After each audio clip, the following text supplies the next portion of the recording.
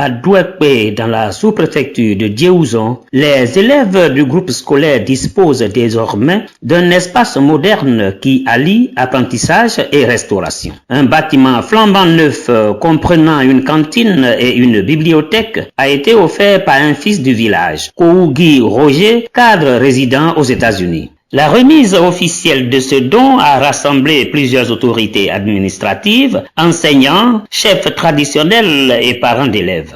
Une forte mobilisation qui témoigne de l'importance accordée par la population à ce geste en faveur de l'éducation. L'édifice comprend un bureau, un magasin de stockage et une grande salle polyvalente d'une capacité de 150 places, conçue pour accueillir les enfants lors des moments de lecture et de restauration. Au nom du donateur, Guéhi Richemont Alexandre a rappelé les motivations qui ont guidé la réalisation de ce projet.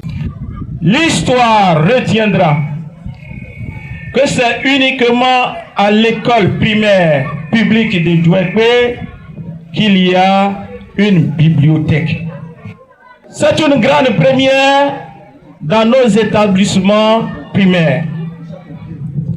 Honorables invités, et cela répond à une vision.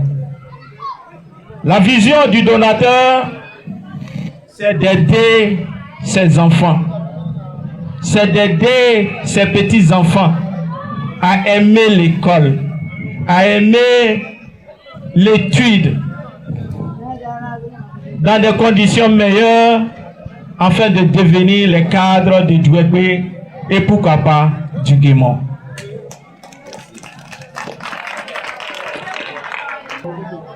Un élève qui a faim ne peut pas étudier. Un élève qui n'a aucun livre ne peut pas non plus. C'est pourquoi Monsieur Diko Roger a pensé à ses enfants en leur octroyant une bibliothèque doublée d'une cantine scolaire. De leur côté, les garants de la tradition du grand Zibiao ont tenu à rendre hommage à Kouougui Roger, présenté comme un modèle de générosité et d'attachement à sa terre natale. Ils ne sont pas nombreux les cadres qui acceptent de faire ce type d'investissement.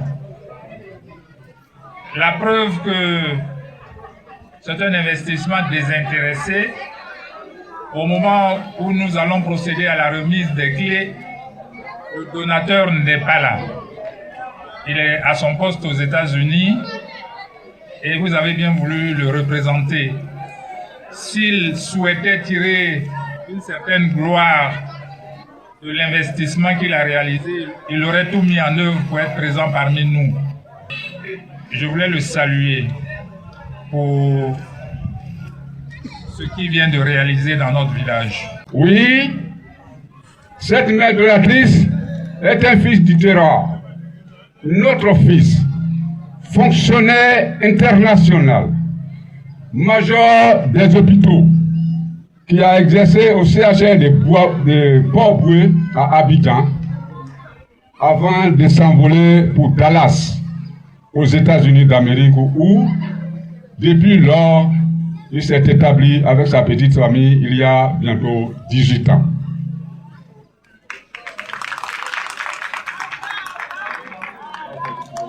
Guy Roger Kouou, car c'est de lui qu'il s'agit, le concepteur de l'œuvre que nous titrons ici le retour de l'enfant prodige.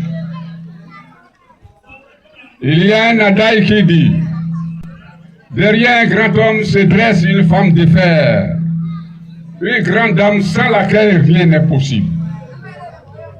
Et c'est pourquoi nous devons dire merci, grand merci, à Madame Élise Derou, épouse Kouou, pour son apport fort appréciable dans la mise en œuvre de cette cantine scolaire avec tous ses attributs.